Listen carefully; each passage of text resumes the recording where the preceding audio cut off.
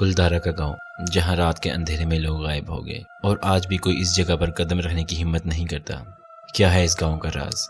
کیا یہ صرف ایک کہانی ہے یا کچھ اور جو انسان کی سمجھ سے پرے ہے؟ جو بھی انسان یہاں آیا اس کا انجام خوفناک تھا۔ کیا آپ تیار ہیں اس ویران گاؤں کے گہرے رازوں کو سمجھنے کے لیے؟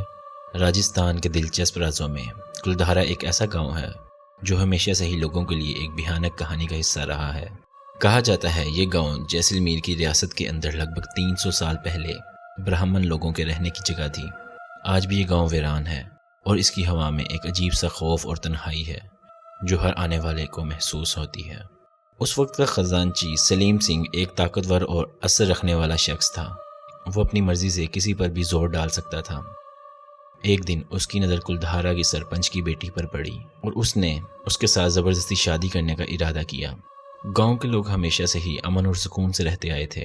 ان کے لیے یہ ایک بہت بڑا مسئلہ تھا، لیکن وہ سلیم سنگھ کے خوف کی وجہ سے کچھ کہنے یا کرنے سے ڈرتے تھے۔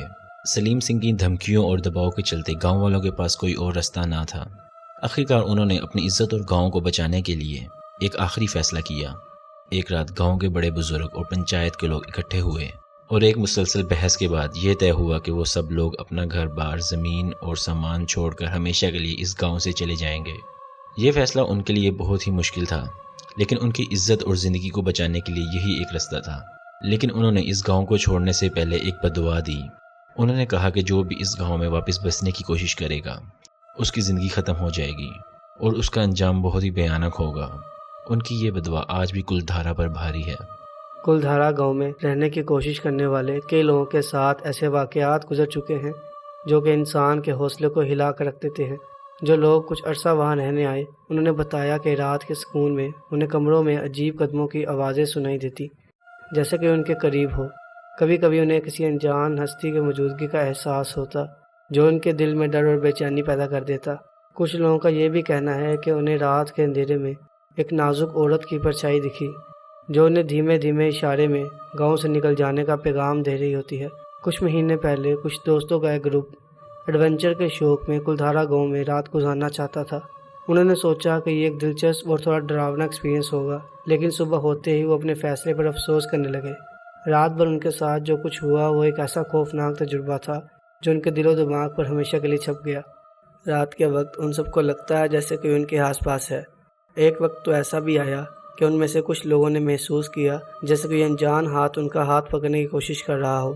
اس ڈر کے عالم میں ان کا سانس رکنے لگا اور دل کی دھڑکنیں تیز ہو گئیں۔ ہر طرف ایک عجیب سی ٹھنڈی ہوا اور ڈر کا سرور تھا جو ان کے حوصلے کو چھین رہا تھا۔ اس ڈر اور گھٹن سے تنگ آ کر وہ صبح ہوتے ہی اپنا سامان اٹھائے بغیر وہاں سے بھاگنے پر مجبور ہو گئے۔